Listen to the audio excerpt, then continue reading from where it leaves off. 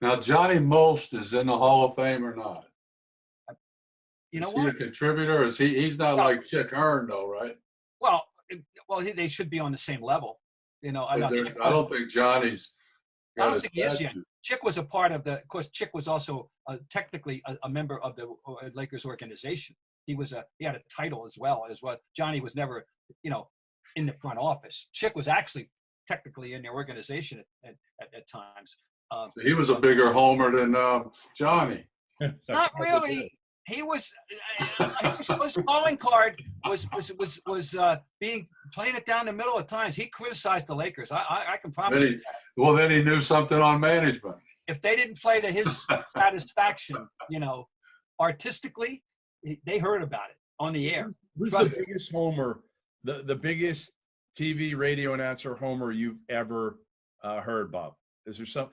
Johnny set the standard. I mean, and I'll tell you something. And that's why he should be in the Hall of Fame. People liked it until Dave showed up. See, I think Dave was a dividing line in Johnny Most's personal history.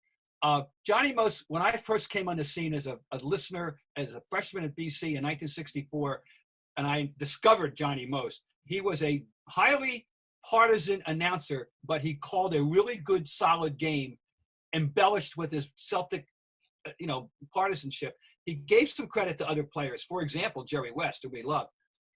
After Dave showed up, and that from then point on, I don't know, that team was the good guys and the bad guys and the black hats and the white hats every single night. It was a passion play from that point on, and he never looked back. And he still was a good announcer in terms of calling out the picks and calling out the play, but it gave way to the sheer passion play that he created for the listeners every single night. And I think the turning point was when you showed up, Dave, in 1960. But like you're saying, he made listening to the game, you knew what was going on because he had that professionalism to him, but he added a hell of a lot of flair. Oh, he sure did. I mean, the stuff he did while he was announcing, setting himself on fire and spilling coffee and catching his teeth when they fell out and having a thing in his ear that he couldn't hear anybody. All true, all part of the Johnny Most lore, no question. And traveling with him I once roomed with him one night during a Euro exhibition season in 1970. Your rookie year. With him? One night we got there's a room shortage and we actually roomed together. And I talked to him at length into the night, and a very interesting man. Very bright, and he's very smart, very bright. Away from the basketball. But boy, did he ever play for Bear Bryant? He went to Alabama. He said he played football for Bear Bryant. Yeah, well, I don't know. I don't think he could have played. He also had football college. He's an awful small guy.